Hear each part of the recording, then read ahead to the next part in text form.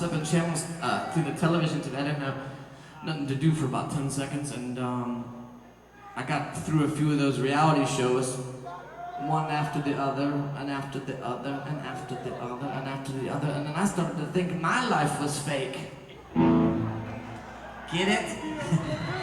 He said. Boy, I'm getting rusty, boys. I'm getting rusty. Well, anyways, sorry to bother you with that one, but what I learned was being in a centrifuge. You know, they put Air Force pilots in a centrifuge.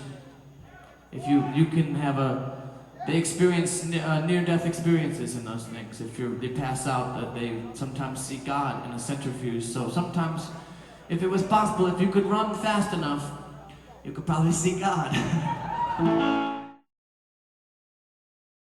had a dream last night. I was sitting on a bus with Meg, and the two of us were in the front of the bus. There was a Detroit public bus. We were going home after school. We were in high school, and Meg threw a York peppermint patty package to me.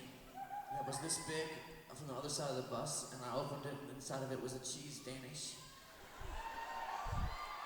And I don't like cheese Danishes. I've never seen Meg eat one either. I don't know what she would throw that to me for, but I took it out, and a bunch of people went on the back of the bus, and somebody yelled out to me and said, "Hey, how come you don't share that with the rest of us?" I said, "Okay," and I got up and I went to the back and I said, "Here," and I handed her a piece. I handed the cheese Danish to her. I said, "Take a piece if you want." And she said, "Oh, I didn't mean that. I didn't mean that I wanted to." You did give it to me, get up, and then it started laughing at me because I did it. I said, "Well, I'm here, I'm offering you a piece." So she took a piece, fine, and I said, "Anybody else want one?"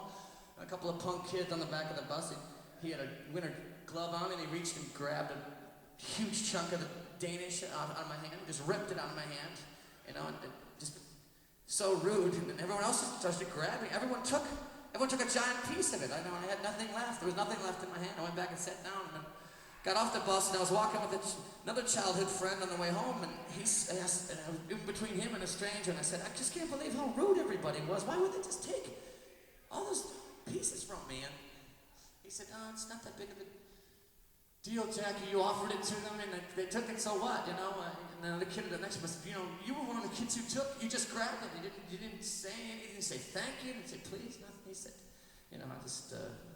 I don't want to talk about it. He said, "I don't want to talk about it."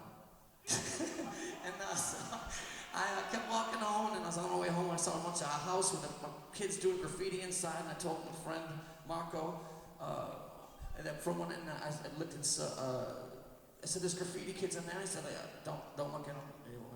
They might get mad at us." And then he said, "Hey, you got any more of that Danish left?" And then I produced yet another one from nowhere, and I said, "Sure." And then I looked underneath him, and underneath this cheese Danish was a very thin blueberry Danish.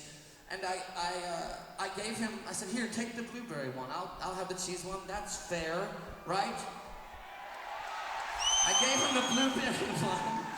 And then I looked back at my hand, and I had a cheese Danish and another blueberry one in my hand. And I looked over, and he had a cheese Danish and a blueberry one too. They had multiplied once we had agreed that it was fair.